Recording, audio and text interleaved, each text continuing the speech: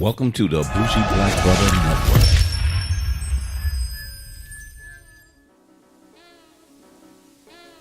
Good evening and welcome to Urban Wine Life. I'm Michael, your Bougie Black Brother. And since it's Friday, it's Wine Review Day. And today I wanted to try something that goes really well with some stew. So I decided to go to a different country this time and not California for my Syrah.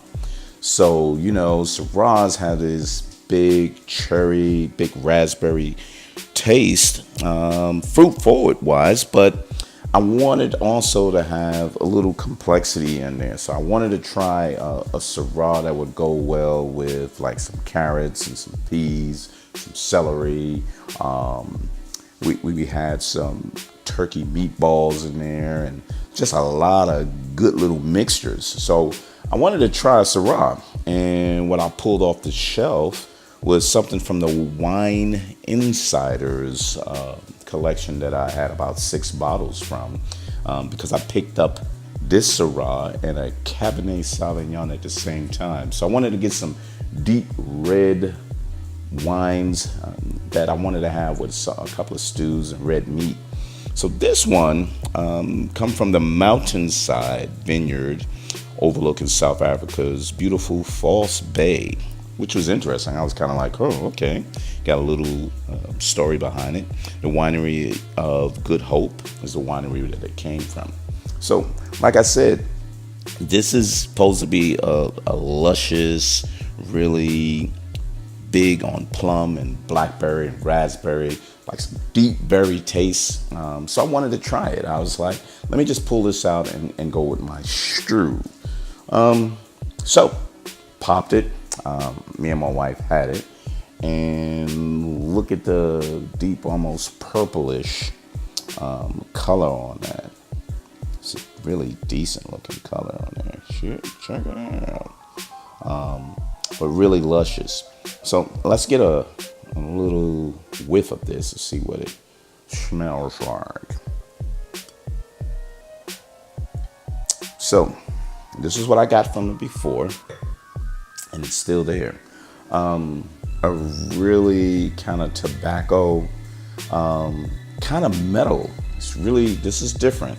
It had a metal kind of either smell to it or taste. And when I get into the taste, I can tell you how it's kind of hitting me in a certain way. But you have a little of the fruit forward smell. Yeah, kind of more on the dark blackberry than actually raspberry. So it wasn't really sweet tart type smell.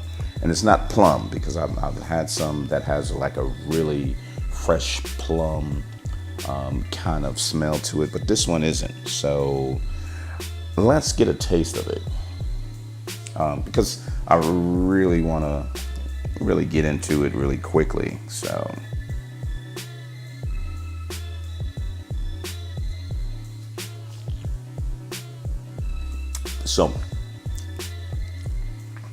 yeah, blackberry.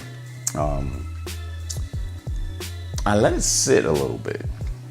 And when I let it sit and let it breathe, you get that lingering back taste that has a kind of like a metal kind of taste of it. It's a little gone now, because when I first opened it up, it almost tastes like you was drinking from a metal cup.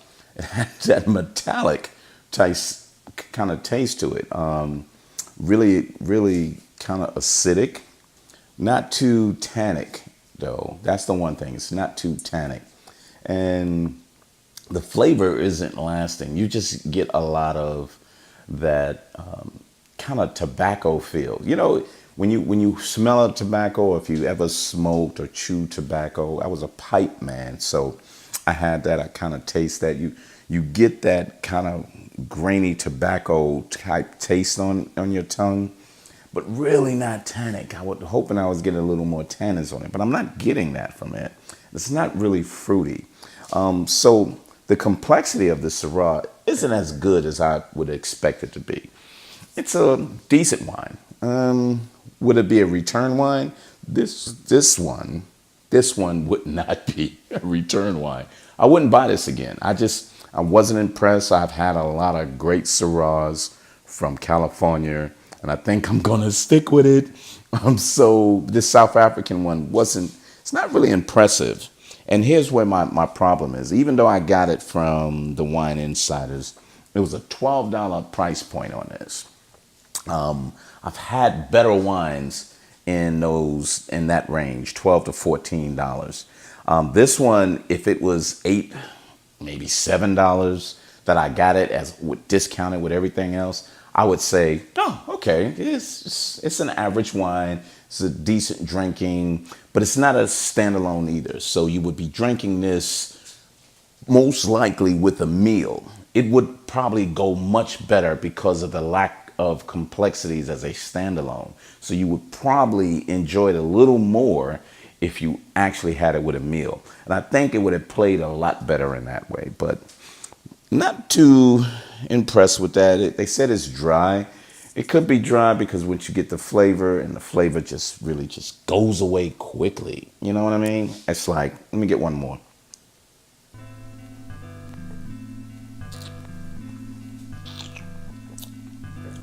So, no, I'm not getting a flavor as a standalone. I'm gonna finish this with what I'm eating, but I'm not really impressed with this. But it's a decent pairing wine. So if you can pair this with something, you'll probably be good.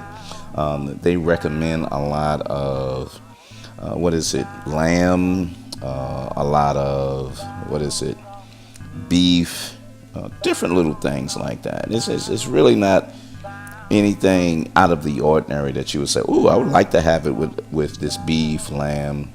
And it said poultry, but I wouldn't say poultry. I would say keep it with some gamey type meals, and it would be great as a complimentary one, so as a pairing. But that's the Vinum Reserve Syrah.